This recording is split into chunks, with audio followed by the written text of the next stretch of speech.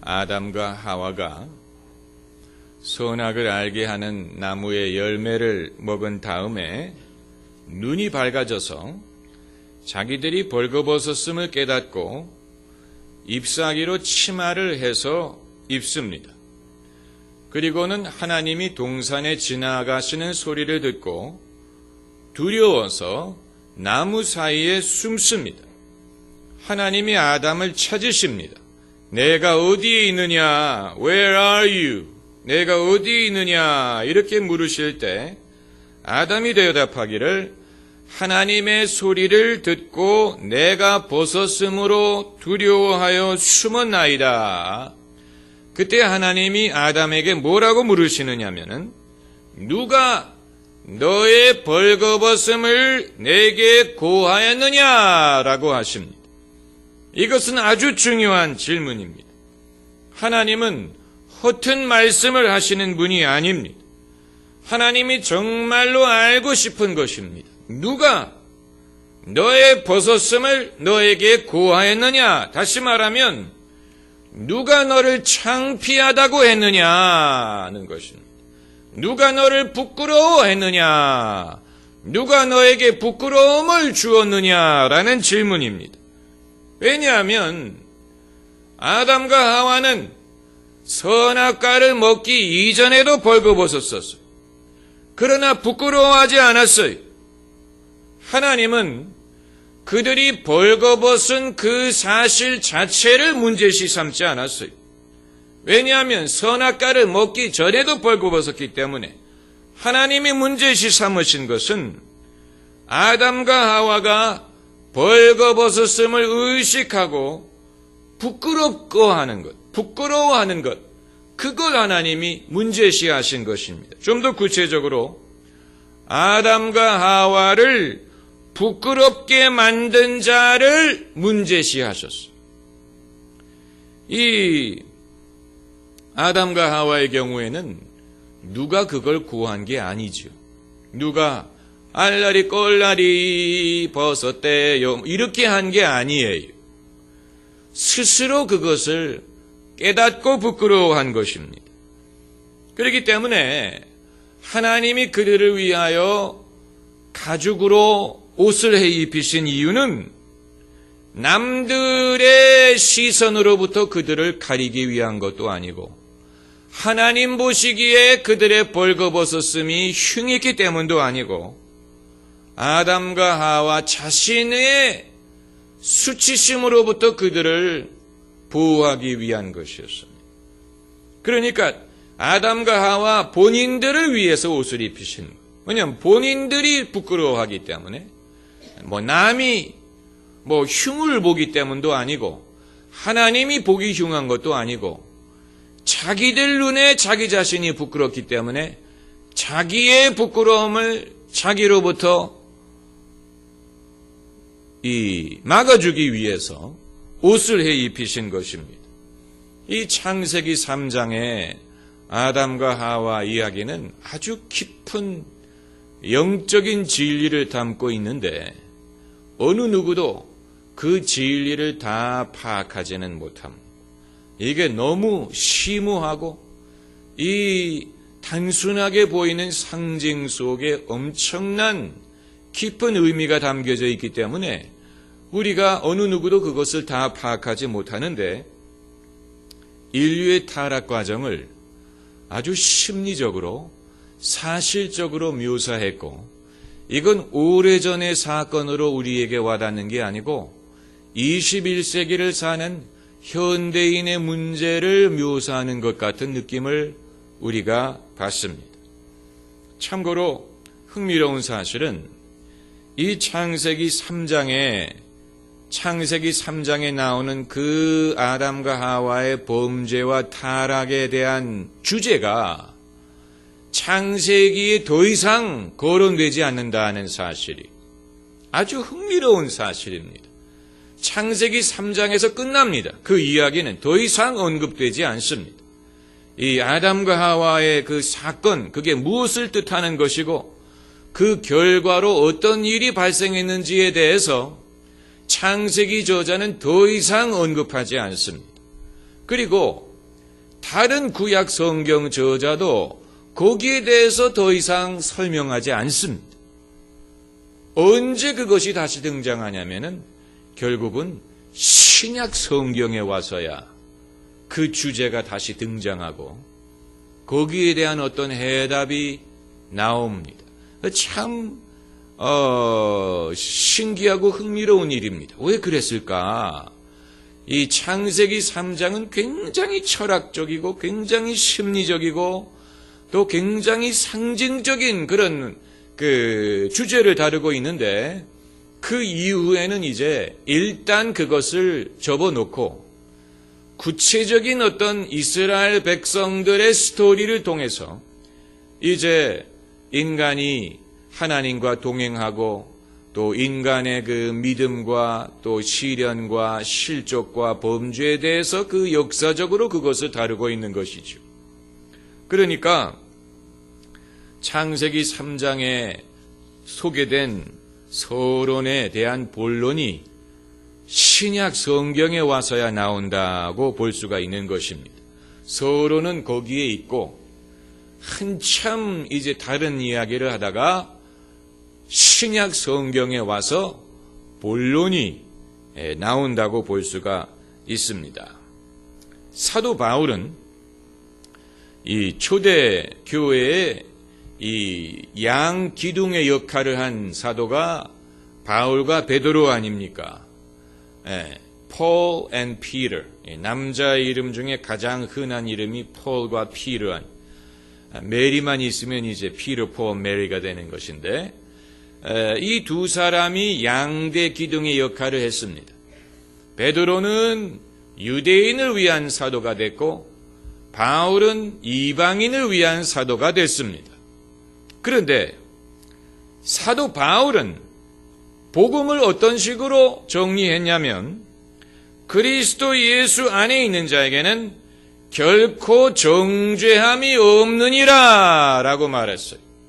정죄함, condemnation, accusation, 정죄함이란 말은 법정적인 용어입니다. 법정에서 피고의 죄를 고발할 때 쓰는 말입니다. 그 말은 사도 바울은 인간의 구원을 법정적으로 해석했다는 얘기입니다. 사람이 예수님을 믿어서 구원받는 것을 법적으로 해석을 해서 그래서 그는 의라는 말을 쓴 것입니다. 의라는 말은 법적인 용어입니다. 죄가 없는 선한 사람을 부를 때 의인이라고 부르고 죄가 있는 사람을 부를 때 죄인이라고 부르지요. 사도 바울은 인간이 구원받는 것을 법적으로 해석해서 의롭다함을 얻음으로 우리가 구원을 받는다. 그게 사도 바울의 설명입니다. 의롭다함을 얻는다는 것은 의에는 두 가지 종류가 있습니다. 첫째는 실제적인 의가 있습니다. 이것은 사람이 선한 일을 많이 해서 자신의 행위로 의인이 되는 것을 말합니다. 두 번째 의는 법정적인 의입니다. 그 말은 자기가 행한 것이 없더라도 하나님의 법정에서 의인으로 여겨주기 때문에 의인이 되는 것을 말합니다. 그리스도인이 예수님을 믿음으로 의롭다함을 얻는다는 것은 실제적인 의의를 말하는 게 아니고 법정적인 의의입니다. 우리가 착한 일을 많이 해서 하나님이 그것을 보시고 너는 의인이다 이런 식으로 인정해 주는 게 아니에요.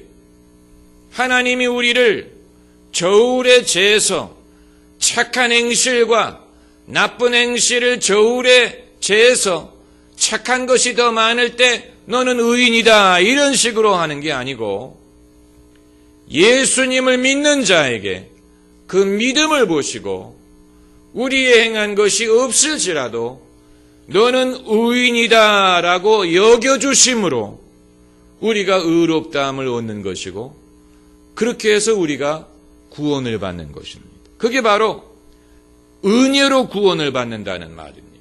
왜 은혜로 구원을 받는다고 말하느냐? 내가 행한 것이 없지만 하나님의 거저 주시는 선물이기 때문입니다. 은혜라는 말은 공짜라는 얘기입니다. 거저라는 얘기입니다.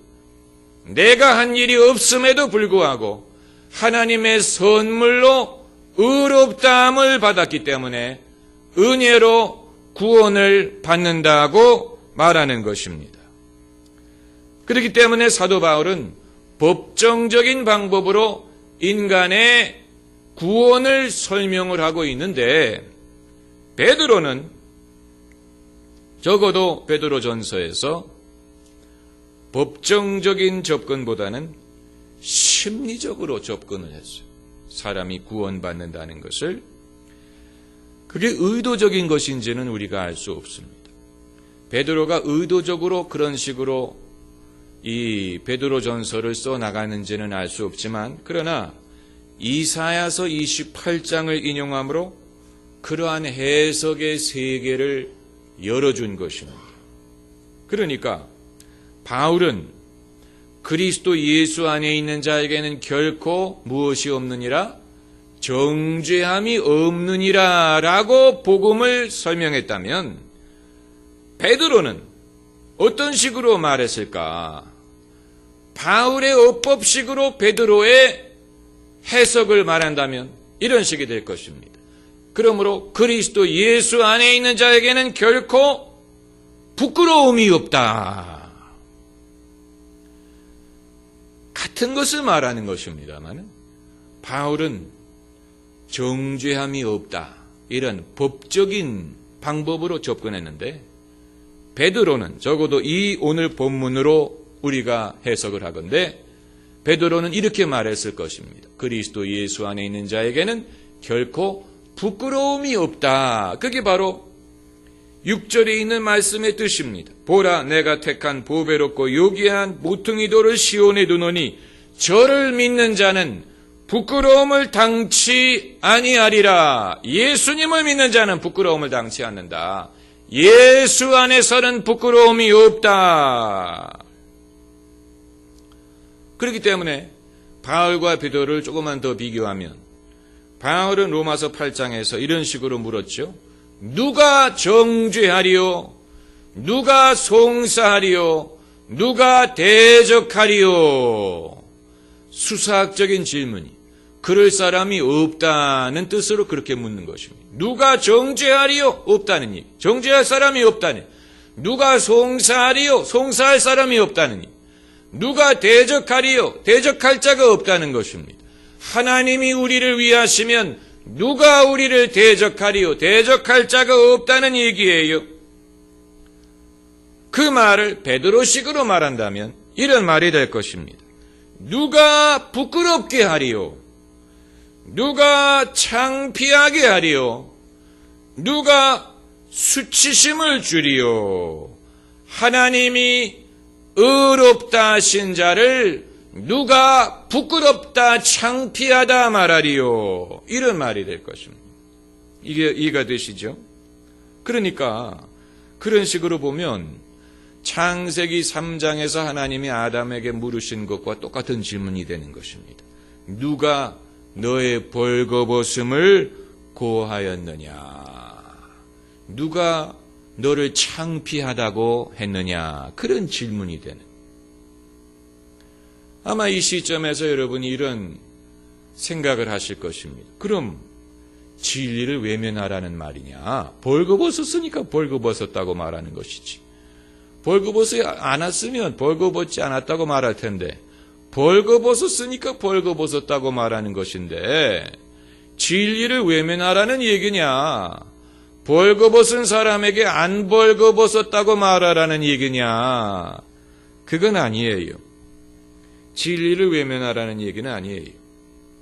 그러나 진리를 말하는 것과 수치스럽게 하는 것은 별개의 문제입니다. 진리를 말하면서 상대방을 수치스럽게 하는 것은 그건 별개의 문제라는. 제가 캐나다에서 고등학교를 다닐 때 수업이 끝나면 이제 그 스포츠 운동 시간이 있었습니다.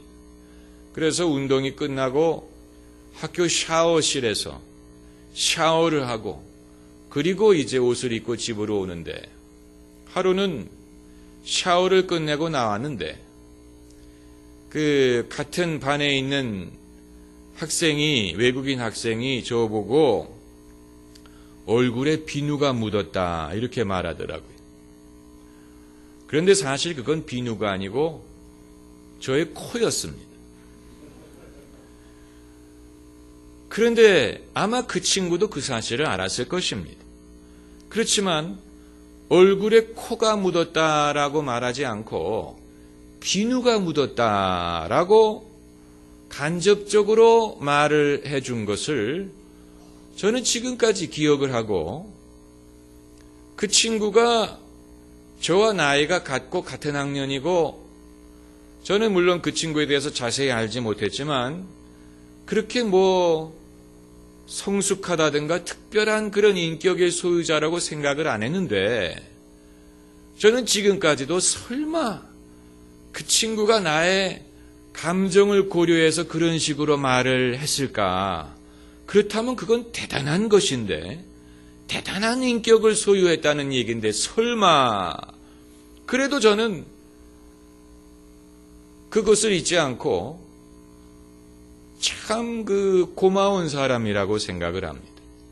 그러니까 얼마든지 얼굴에 코 묻었다 이런 식으로 놀릴 수 있을 텐데, 수치심을 갖지 않게 하려고 비누가 묻었다 이런 식으로 저의 인격을 배려하고, 주변에 사람들이 별로 없었기 때문에 부끄러울 만한 일도 아니었을 텐데, 그럼에도 불구하고 저의 어떤 허물을 간접적으로 저에게 고한 것을 저는 참 그 이후에 제가 살면서 그런 사람을 만나본 적이 없어요. 그런 식으로 상대방의 어떤 그 허물이라든가 허점을 비아냥거리지 않고 또 그것을 놀리려고 하지 않고 수치심을 느끼지 않는 방법으로 고하는 사람을 별로 만나본 적이 없어요. 그러니까 그 친구가 대단한 것입니다. 대단한 것입니다. 어디에서 그런 걸 배웠는지, 그냥 상대방을 배려하는 마음에서 그렇게 한 것인지 알 수 없지만, 우리는 우리 자녀에게도 그런 배려를 하지 않습니다. 우리 자녀에게도 그런 배려하지 않습니다. 만일 사춘기 아들을 가진 부모님이 가정을 해봅시다. 아들의 책가방에서 야한 사진이 나왔다 그랬을 때, 아무개야, 내가 우연히 네 가방을 뒤지다 보니까, 일단 남의 가방을 뒤지는 것 자체가 수치심을 주는 것이고, 이런 사진을 내가 우연히 봤는데 네 나이에 그런 데 호기심을 갖는 건 당연한 일이다, 이런 식으로 넘어가는 사람도 있을 수 있겠지만, 그게 아니고 너 이제 보니까 완전히 음란 투성이구나. 네 속에는 완전히 그런 아주 그런 음흉한 생각으로 공부는 안 하고, 하라는 공부는 안 하고 그런 사진만 보고 다니냐. 만약에 이런 식으로 수치심을 주었다면, 그렇다고 그 아이가 그런 호기심이 없어지는 게 아니고 자기 자신에 대해서 엄청난 부끄러움을 갖게 되고, 자신의 존재에 대해서, 자신의 어떤 욕망에 대해서 부끄러움과 죄의식을 갖게 되었을 것입니다.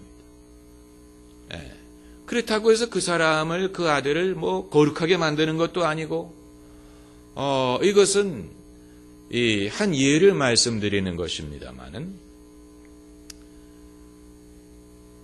우리가 누구의 어떤 실수나 잘못을 지적할 권리는 있을 수 있지만 그 사람을 부끄럽게 만들 권리는 없습니다. 왜냐하면 하나님도 그렇게 하시지 않기 때문에.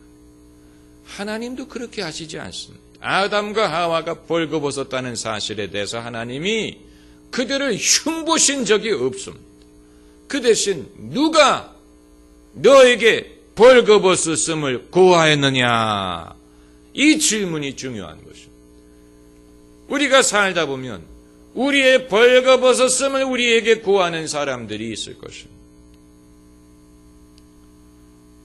그리고 그것이 우리로 하여금 엄청난 수치심을 갖게 만들고 부끄럽게 만들고, 여러분, 마귀가 우리를 유혹하는 방법은 평소에 생각하는 것과 다릅니다. 유혹이라는 말 자체가 어떻게 보면 부정확한 말입니다.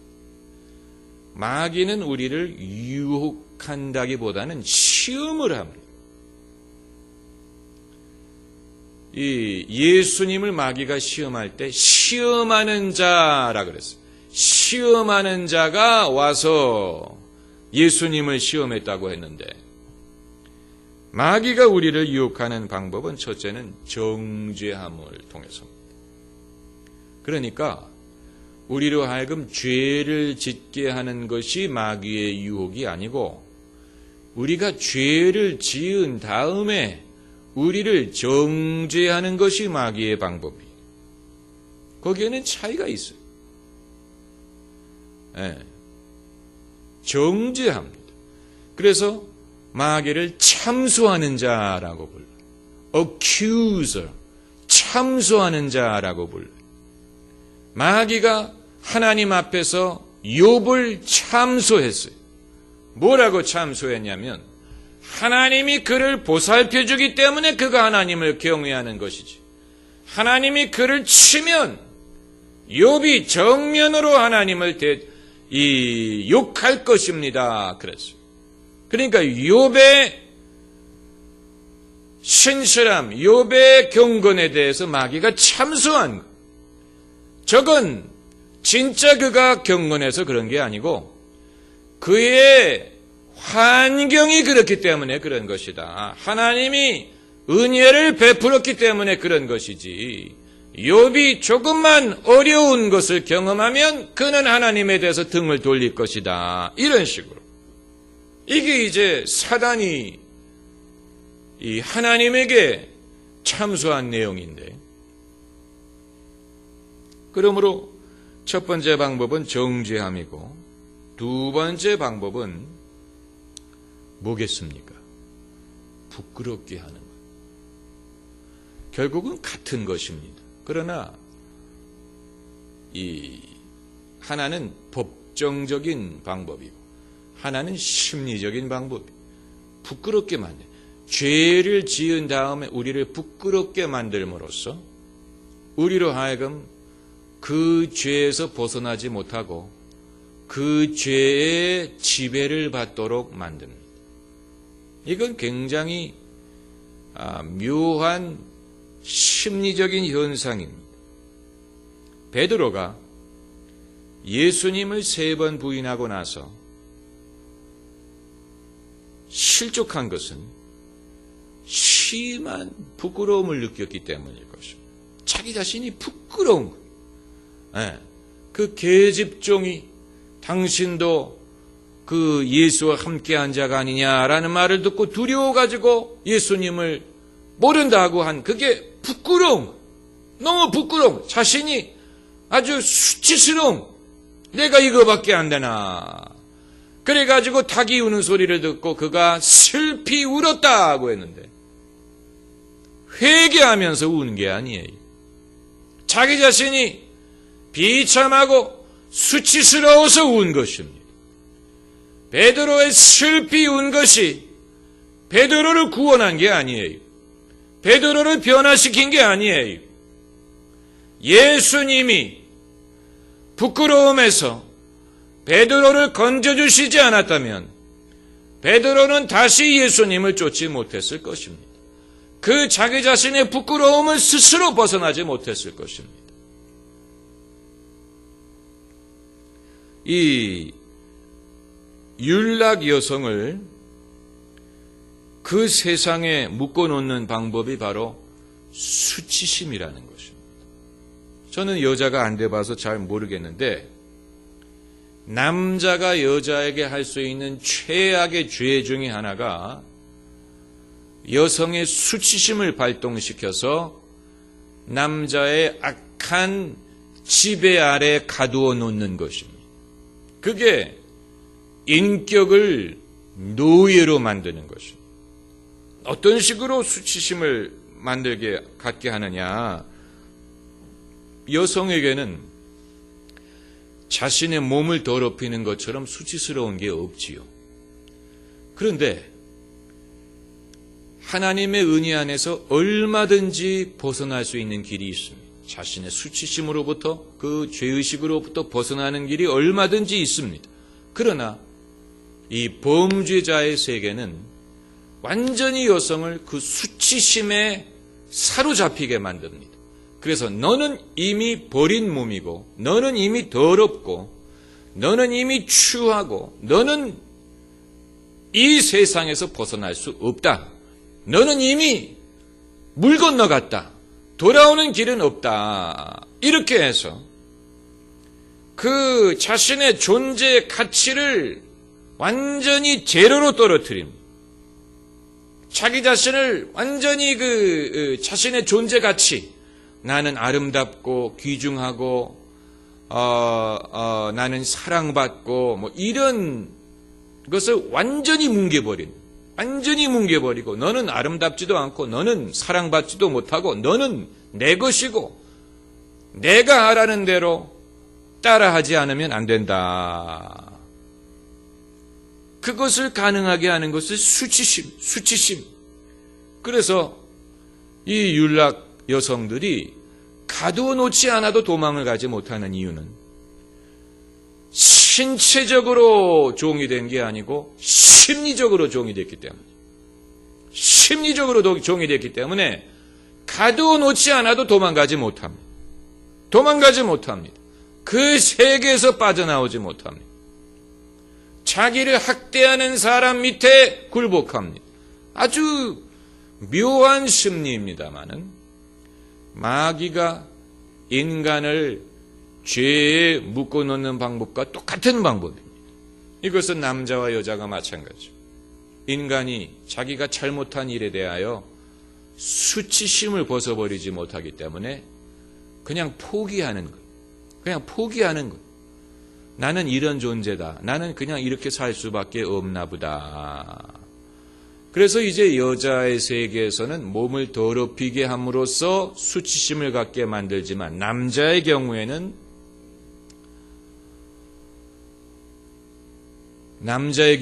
폭력을 행세하게 함으로써 수치심을 갖게 합니다.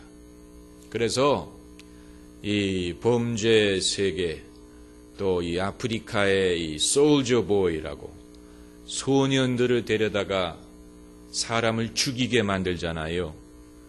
어떻게 그 순전한 남자애들을 데려다가 그렇게 무지막지한 이 살인자가 되게 하느냐.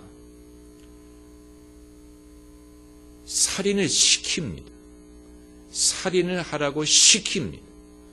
그래서 처음에는 굉장히 두려워하고 꺼리고 그러지만 안 하면 죽이기 때문에 살인을 하고 그리고 나서는 그 부끄러움, 죄책감 때문에 이제는 그 순수함 같은 것을 완전히 다 잃어버리고 나는 건너지 못할 강을 건넜다.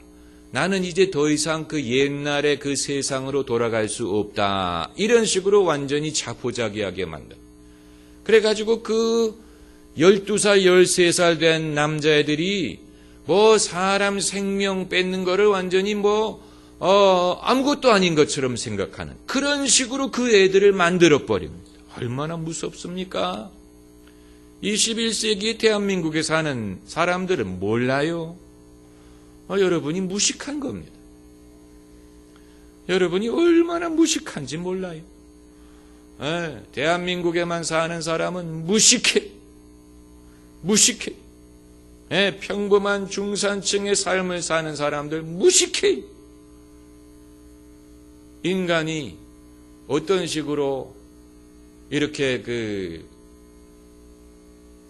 이 악에서 벗어나오지 못하는 것을 그것보다도 사람이 사람에게 얼마나 악을 행해서 그 사람의 영혼을 빼앗는지를 우리가 몰라요. 사람이 사람에게 얼마나 악을 행해서 그 사람의 영혼을 빼앗는지를 우리가 알면 이게 바로 마귀의 수법이다라는 것을 알 것입니다.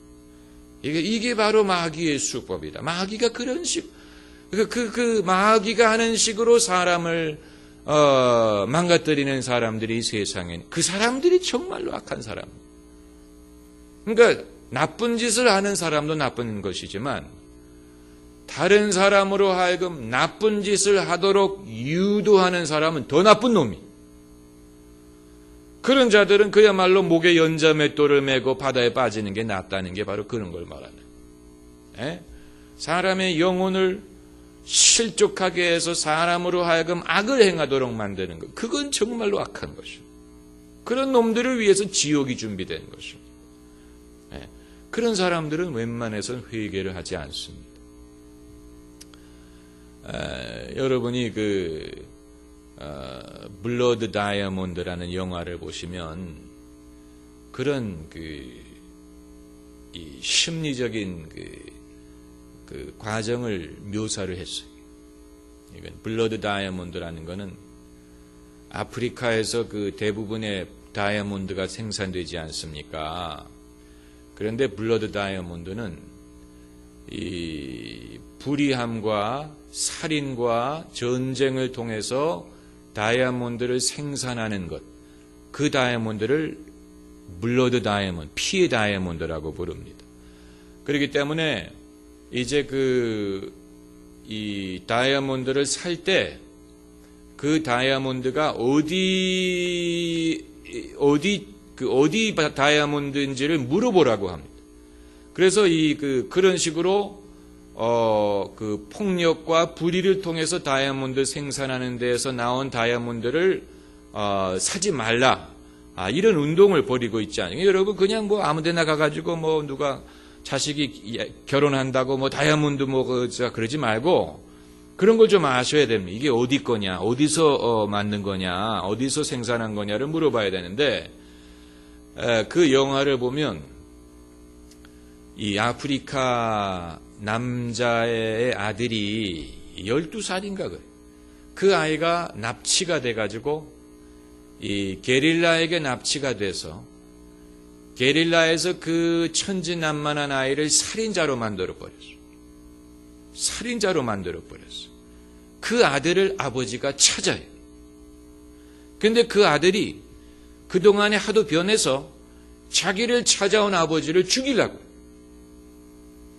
그 순간에 이제 이 아버지가 그 아들이 오랫동안 잊어버리고 있었던 그 과거의 가정의 행복과 그 순수함을 기억하게 만들고 이 자기 아들, 몸은 찾았지만 자기 아들의 그 영혼이 잃어버리는 그 아들을 이제 되찾게 하는 그 아들이 자기를 기억하게 만들고 그 과거의 그 아들을 돌아오게 만드는 그 장면을 여러분이 꼭 보셔야 됩니다. 여러분 기회가 되시면 꼭 보세요. 블러드 다이아몬드. 레오나르도 디카프리오가 주인공으로 나오는 영화입니다. 제가 제작했습니다. 그랬으면 얼마나 좋겠습니까? 그 장면을 꼭 보셔야 됩니다. 그 아버지가 자기 아들을 되찾는 장면. 그런데 얼마나 그 악한 자들이 그 아이의 영혼을 망가뜨렸으면 자기를 사랑하는 아버지에게 총을 겨누고 I hate you, I hate you 이런 식으로 그 아버지로부터 단절시킨 어떤 식으로 하면 사람의 심리가 그렇게 망가질 수 있느냐. 이건 마귀가 사용하는 방법이 바로 그겁니다. 마귀가 사용하는 방법이 바로 그겁니다. 남자에게도 사용하고 여자에게도 사용합니다. 그 첫 번째 방법이 정죄하고 너는 나쁜 놈이다. 너는 나쁜 짓을 했다. 너는 내 것이다. 너는 나쁜 짓을 했고 나쁜 놈이기 때문에 넌 내 것이다. 너는 내 손아귀에서 벗어나지 못할 것이다. 그게 이제 저주가 되는 것이죠. 또 하나는 부끄러움. 네가 이런 일을 했는데 너는 여기서 벗어날 수 없. 똑같은 얘기예요. 그러나 이 정죄감과 부끄러움이 동시에 작용을 하는 부끄러움. 여기서 벗어날 수 있는 유일한 길은 예수 그리스도밖에 없습니다. 예수님이 그 간음하다 잡혀있는 여인에게 내가 너를 정죄하지 않는다라고 말씀하신 것처럼 베드로식으로 해석하면 내가 너를 부끄럽다고 하지 않는다라는 말씀이 될 것입니다. 사람들은 너를 부끄럽다고 말할지 모르지만 그들은 그럴 자격이 없고 누가 너를 정죄하는, 너를 정죄할 자가 없는 것처럼 죄가 없는 자가 돌을 먼저 던져라. 그 말은 부끄러운 게 없는 사람이 이 사람 흉보라는 얘기입니다. 나도 너를 흉보지 않는다. 그런 말. 내가 너를 부끄럽다고 하지 않는다. 그게 바로 저를 믿는 자는 부끄러움을 당치 아니하리라는 말씀. 할렐루야. 얼마나 귀한 말씀인지 몰라요. 저를 믿는 자는 부끄러움을 당치 아니하리라. 여러분, 이 구절에 그런 귀한 진리가 담겨져 있는 줄 아마 모르셨을 것입니다. 부끄러움. 아마 21세기에 인간의 실존적인 문제는 죄의식도 있지만 부끄러움일 가능성도 많아. 인간의 부끄러움. 자기의 벌거벗음에 대한 부끄러움. 자기가 자기 자신을 부끄러워하는. 이것을 막는 유일한 길은 예수 그리스도의 옷을 입는 것입니다. 기도하십시다.